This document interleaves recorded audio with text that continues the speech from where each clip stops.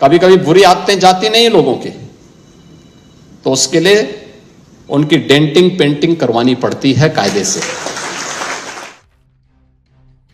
उत्तर प्रदेश में योगी आदित्यनाथ सरकार द्वारा भाईजानों और उनके सरगनाओं की डेंटिंग पेंटिंग से यदि किसी का सेकुलर हृदय द्रवित हो उठा हो तो उन्हें ये पूरा वीडियो अवश्य देखना चाहिए। ये कहानी है गाजियाबाद जनपद में मसूरी नामक स्थान की। साल था 2012 का। तब यूपी में समाजवादी पार्टी की सरकार हुआ करती थी। मुख्यमंत्री थे अखिलेश यादव और सुपर चीफ मिनिस्टर थे आजम खान।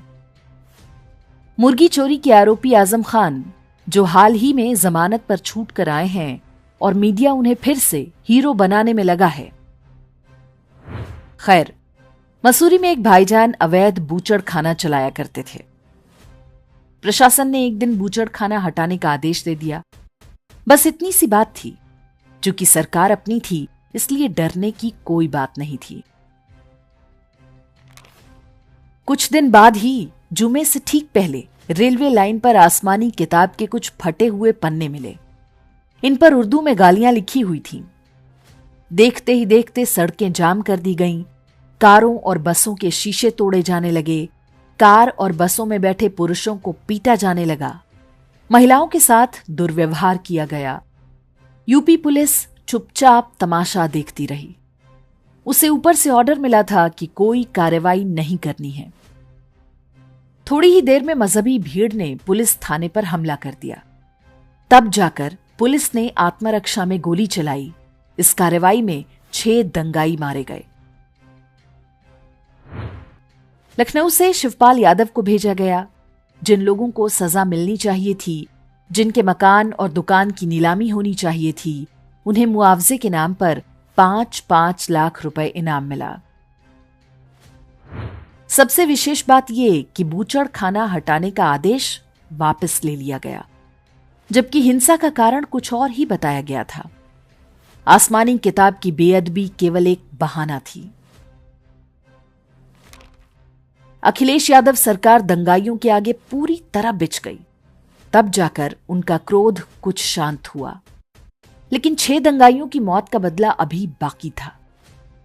कुछ दिन बाद मसूरी थाने के बाहर फिर से हमला हुआ। एक ट्रक से वहां तैनात पीएसी के जवानों को रौंद दिया गया। 5-6 जवानों की इस हमले में मृत्यु हो गई। तब जाकर भाईजान का कलेजा ठंडा हुआ। यूपी में अब माहौल बदला हुआ है। सरकार और पुलिस उनके आगे सरेंडर नहीं करती, इसलिए भाईजान परेशान हैं। उन्हें अखिलेश यादव वाला अमन चैन फिर से चाहिए। काफिर एक बार ये स्वीकार कर ले कि भाईजान को अपने गुस्से पर नियंत्रण नहीं है। गुस्सा आने पर उनको हिंसा का अधिकार है, तो काफिर चाहे उसकी जितनी भी खुशामद कर ले, भाईजान को जब भी हिंसा की आवश्यकता होगी तो गुस्से का कारण वो स्वयं पैदा कर लेगा। काफिर की हत्या करने के लिए कोई झूठा बहाना भी पर्याप्त होता है। बात केवल यूपी की नहीं है। वर्ष 2021 में बांग्लादेश में किसी भाईजान ने दुर्गा पूजा पंडाल में घुसकर माता के चरणों में आसमानी किताब रख दी। हाथों हाथ उसकी फोटो खींच ली और सोशल मीडिया पर वायरल करा दिया। हंगामा मच गया कि हिंदुओं ने आसमानी किताब की बेअदबी की है। सिर तन से जुदा के नारे लगने लगे और भाईजान को खून खराबे का लाइसेंस मिल गया। दूसरी ओर हिंदू हैं जो दुर्गा पूजा में फिलिस्तीन की आजादी के पोस्टर लहरा रहे हैं, इस आशा में कि भाईजान उनकी सद्भावना को देखकर इंप्रेस हो जाएगा और काफिर के सफाये के अपने अभियान में उन्हें स्पेशल डिस्काउंट दे देगा। वर्ष 2005 में डेनमार्क के एक समाचार पत्र ने किसी तथाकथित अल्लाह के कार्टून छाप दिए थे। उस पर भी विश्व भर के भाईजानों को गुस्सा आ गया था। जिन कार्टूनों पर विवाद था, उनमें से 2 जो सबसे अधिक अपमानजनक थे, वे वास्तव में अखबार के कार्टूनिस्टों ने नहीं बनाए थे। मौलवियों ने अपनी ओर से कुछ लाइनें जोड़ दी थीं ताकि गुस्सा होने के लिए पर्याप्त कारण पैदा किया जा सके।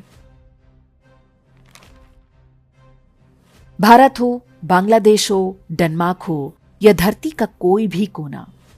आसमानी किताब की बेअदबी का बहाना भाईजान की पुरानी रणनीति है। आई लव मुंबई के पोस्टर किसी प्रेमी नहीं बल्कि उसी शैतानी रणनीति की उपज हैं। इसलिए इन्हें सार्वजनिक स्थानों पर लगाया जा रहा है।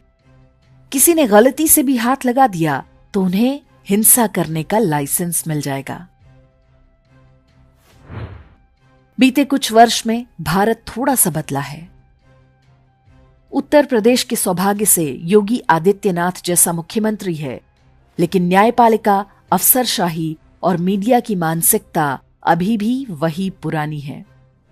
उन्हें अब भी लगता है कि भाईजान की खुशामद करते रहेंगे तो वो गुस्सा नहीं होंगे।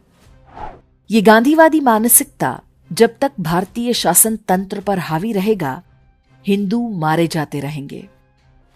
बांग्लादेश, पाकिस्तान और अफगानिस्तान ही नहीं, भारत में भी हिंदुओं की हत्याओं पर ना तो मीडिया बोलेगा और ना कोर्ट में बैठे अंग्रेजों के जमाने के लाट साहब। ये लड़ाई भारत के सामान्य हिंदुओं की है। हमारी आने वाली पीढ़ियां इस देश में सुरक्षित रह पाएं, इसके लिए आवश्यक है कि मजहबी षड्यंत्रों का इतिहास, भूगोल सदैव याद रखें और अपने बच्चों को बताते रहें। उन्हें बताते रहें कि ये लोकल नहीं, ग्लोबल समस्या है। भाईजानों के गुस्से का उत्तर प्रदेश में पुख्ता इलाज हो रहा है। आगे भी ऐसा होता रहे, इसके लिए हमें एकजुट रहना होगा और कोई दूसरा विकल्प हमारे पास नहीं है।